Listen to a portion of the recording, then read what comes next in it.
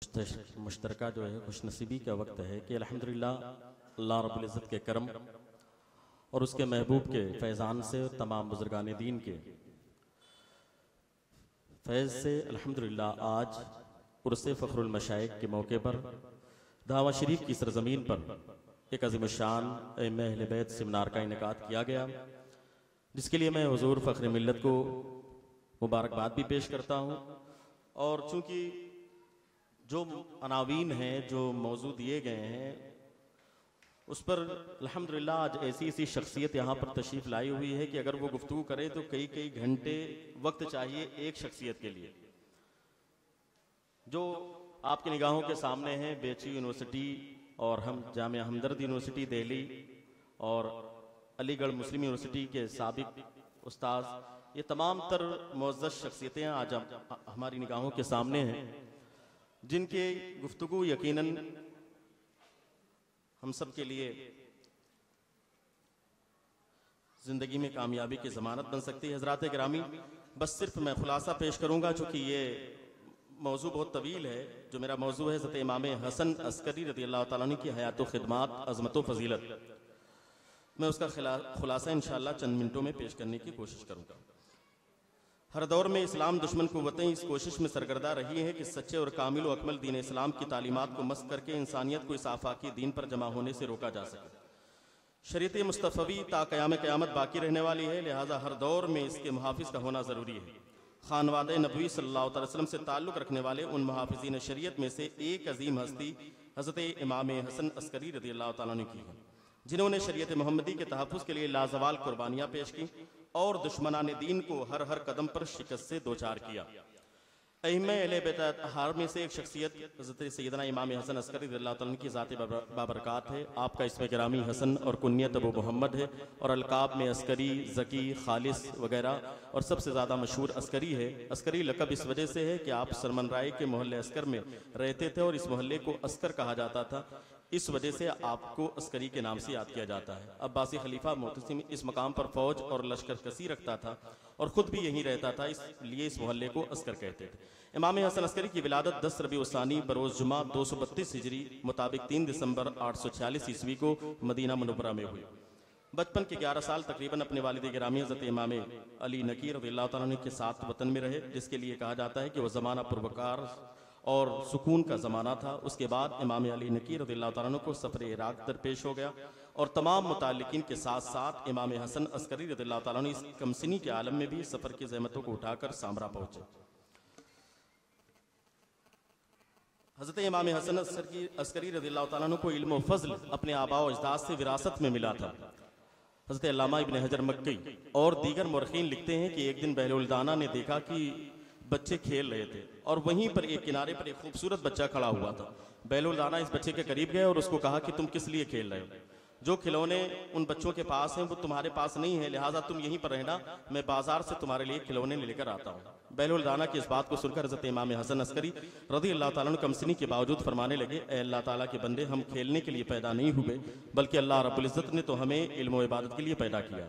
بہلولدانہ کی اس کمسنی کے زمانے میں بھی حضرت امام حسن عسکری کا یہ جواب سن کر بہت ہی تعجب ہوا، اور عرض کرنے لگے، اے بچے، یہ بات تمہیں کیسے معلوم ہوئی کہ پیدا ہونے کی غرض و غایت علم و عبادت ہے؟ تو آپ نے قرآن پاک کی آیت کریمہ تلاوت کی، قال اللہ تعالیٰ فی القرآن مجید افحسبتم انما خلقناکم عبثا، کیا تم نے یہ گمان کیا ہے کہ ہم نے تم کو بے فائدہ کھیل کود کے لیے پیدا کیا ہے؟ یہ بات سن کر بہلولدانہ حیران ہو گئے۔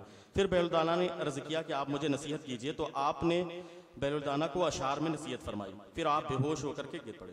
جب افاقہ ہوا تو بہلولدانہ نے کہا کہ آپ کو کیا ہوا تھا؟ آپ بے ہوش ہو کر گر پڑے تھے، تم سے گناہ کا تصور بھی نہیں، ابھی بچپنے کا عالم ہے۔ اس پر حضرت امام حسن عسکری نے جواب میں فرمایا کہ بچپنے سے کیا ہوتا ہے، میں نے اپنی والدہ کو دیکھا ہے کہ جب وہ آگ جلاتی ہے تو بڑی لکڑیوں کو جلانے کے لیے چھوٹی چھوٹی لکڑیوں کا استعمال کرتی ہے، تو میں اس بات سے ڈرتا ہوں کہ کہیں جہنم کے بڑے ایندھن کے لیے چھوٹے ایندھن اور کمسن لوگوں کا استعمال نہ کیا جائے۔ حضرت امام حسن عسکری رضی اللہ تعالیٰ عنہ کی ایک کرامت بہت ہی مشہور ہے، اور یوں تو کرامتیں بہت زیادہ ہیں، لیکن صرف ایک کرامت یہاں پر میں ذکر کرتا ہوں۔ حضرت ابو ہاشم داؤد بن قاسم جعفری کا بیان ہے کہ میں اور میرے ساتھ حسن بن محمد المتفی اور احمد بن ابراہیم العمری اور فلاں 5 آدمی ایک قید خانے میں تھے. ہمیں معلوم ہوا کہ اس جیل میں امام حسن عسکری اور آپ کے بھائی حضرت جعفر بھی تشریف فرما ہے. ہم نے آپ کا استقبال کیا اور جیلر صالح بن یوسف الحاجب تھا. ہمارے ساتھ قید میں ایک مرد اجمی بھی تھا. امام حسن عسکری نے ہماری طرف دیکھ کر فرمایا کہ اگر یہ مرد نہ ہوتا تو میں تمہیں بتا دیتا کہ اللہ رب العزت کب انہیں ان مصیبت سے نجات دے گا اور یہ بھی بتا دیتا کہ اندرونی معاملہ کیا ہے. وہ وقتی طور پر ایک طرف چلا گیا تو امام نے فرمایا کہ خلیفہ کا جاسوس ہے اور اس کے پاس کاغذات ہیں جو اس کے جاسوس ہونے پر ثبوت دیتا ہے. تم اس سے پرہیز کرو. یہ سن کر اس کی تلاش لی گئی تو واقعی وہ جاسوس نکلا تو ہم اس سے احتیاط برتنے لگے. امام حسن عسکری رضی اللہ تعالیٰ عنہ جیل میں دن میں روزہ رکھتے تھے اور پوری رات نوافل پڑھتے تھے. جب آپ روزہ افطار کرتے اور کھانا کھاتے تو ہم بھی آپ کے ساتھ کھانا کھاتے. ابو ہاشم کا بیان ہے کہ میں نے بھی روزہ رکھنا شروع کر دیا لیکن ایک دن میں کمزوری کی وجہ سے روزہ نہ رکھ سکا تو میں نے اپنے غلام سے کہا کہ بازار سے جا کر کے کچھ سامان کھانے کے لیے لے کر کے آئے. چنانچہ وہ لے کر کے آیا. میں نے علیحدہ ایک طرف چلا گیا. میں کھا کر کے واپس آیا اور لوگوں کو پتہ نہ لگا لیکن امام حسن عسکری مجھے دیکھ کر کے مسکرانے لگے اور فرمایا تم نے افطار کر لیا. میں شرمندہ ہوا تو آپ نے فرمایا جب تم اپنے آپ کو کمزور دیکھتے ہو اور طاقتور ہونا چاہتے ہو تو گوشت کھایا کرو, اس طرح کی چیزوں سے پرہیز کیا کرو. ابو ہاشم کہتا ہے کہ پھر امام حسن عسکری اس وقت تک زیادہ دن قید میں نہیں رہے کیونکہ سنمن رائے میں قحط پڑا ہوا تھا, کوئی چیز کھانے پینے کی نہیں مل رہی تھی. تو بادشاہ وقت المعتمد بن متوکل نے لوگوں کو کہا کہ 3 دن لگاتار نماز استسقاء پڑھیں لیکن نماز پڑھنے کے باوجود بارش پھر بھی نہیں ہوئی. پھر ایک راہب اپنے نصرانی لوگوں کو لے کر جنگل میں گیا اور راہب نے آسمان کی طرف اپنا ہاتھ بلند کیا. اسی وقت بادل چھا گئے, بارش ہونے لگی. اس طرح راہب نے دوسرے دن کیا, بارش ہونے لگی. یہ حالت دیکھ کر کے بعض جاہل مرتد ہو گئے. یہ واقعہ بادشاہ پر بہت شاک گزرا. بادشاہ نے امام حسن عسکری رضی اللہ تعالیٰ عنہ کو طلب کیا اور عرض کیا ادرک امتا جدک محمد صلی اللہ تعالیٰ علیہ وسلم قبل ان یہلکوا. عرض کیا کہ اپنے نانا جان حضور سرور کائنات کی امت کی خبر لیجئے اس سے قبل کہ وہ ہلاک ہو جائے, یعنی اپنے نانا جان کی امت کو گمراہی اور ہلاکت سے بچائیے. تو حضرت امام حسن عسکری نے فرمایا کہ راہب اور نصرانی لوگوں کو کہا جائے کہ کل صبح پھر میدان میں آئیں اور بارش کے لیے دعا کریں تو انشاءاللہ عز و جل لوگوں کے شک و شبہات کو زائل کر دوں گا. چنان دوسرے دن راہب اور نصرانی جب جمع ہوئے اور راہب نے معمول کے مطابق ہاتھ بلند کیا اور آسمان پہ بادل بھی چھا گیا, بارش شروع ہو گئی. تو حضرت امام حسن عسکری نے ایک آدمی کو کہا کہ راہب کے ہاتھ کو پکڑ کر کے راہب کے ہاتھ میں سے جو کچھ ہے وہ لے لو. اس شخص نے راہب کا ہاتھ پکڑا اور اس کے ہاتھ میں جو چیزیں تھیں اسے لے لیا اور لینے کے بعد پھر حضرت امام حسن عسکری نے اس راہب سے کہا کہ اب تم دعا کرو. اب اس کے بعد جب اس نے دعا کرنا شروع کی تو باقاعدہ مطلع صاف ہو گیا, بارش ہونے کے بجائے مطلع صاف ہوا, دھوپ نکل آئی. یہ دیکھ کر تمام لوگ پریشان ہو گئے. امام حسن عسکری نے بادشاہ سے کہا کہ دراصل معاملہ یہ ہے کہ یہ ایک نبی علیہ السلام کی شہادت کہیں پر ہوئی تھی, اس کی ہڈی کہیں سے اسے مل گئی تھی. جب اس راہب نے کہیں سے اس ہڈی کو اٹھانے کے بعد اس کو آسمان کی طرف بلند کیا تو معاملہ یہ ہے, حضرت امام حسن عسکری فرماتے ہیں کہ جب ایک نبی علیہ السلام کی ہڈی اگر کھلے آسمان کے نیچے بلند ہوتی ہے تو اللہ اس پر اپنی باران رحمت کا نزول فرماتا ہے. یہی وجہ تھی کہ اس نصرانی کو اس میں راہب کو کامیابی مل رہی تھی. حضرت امام حسن عسکری کا علمی فیضان اور اس کے تعلق سے بہت ساری چیزیں ہیں جو مقالہ شائع ہوگا تو اس میں آپ ملاحظہ کریں گے. ایک بہت ہی مشہور حدیث پاک جس کے آپ راوی ہیں کہ جس کو باقاعدہ سند متصل کے ساتھ اپنی کتاب تحریم الخمر میں علامہ ابن جوزی نے بھی نقل کیا ہے, ابو نعیم نے بھی باقاعدہ اس کو نقل کیا ہے اور بہت سارے ائمہ اکرام نے نقل کیا ہے اور صحابہ اکرام میں سے حضرت عبداللہ ابن عباس, حضرت سلمہ اور بہت سارے دیگر صحابہ اکرام نے بھی اس کو روایت کیا ہے کہ شارب الخمر کا عابد الصنم یعنی شراب پینے والا مثل بت پرست کے ہے, یعنی بت پرست کی طرح ہے. حضرت امام حسن عسکری کے اقوال کے تعلق سے 2-3 باتیں ملاحظہ کریں. آپ فرماتے ہیں بہترین شخص وہ ہے جو اللہ تعالیٰ پر ایمان لائے اور لوگوں کو فائدہ پہنچائے. بدترین شخص وہ ہے جو 2 جہتی ہو یعنی 2 منہ رکھتا ہو. جب اس کا کوئی دوست سامنے آئے تو اس کو زبان سے خوش کر دے اور جب وہ چلا جائے تو اس کو کھانے کی تدبیر سوچے.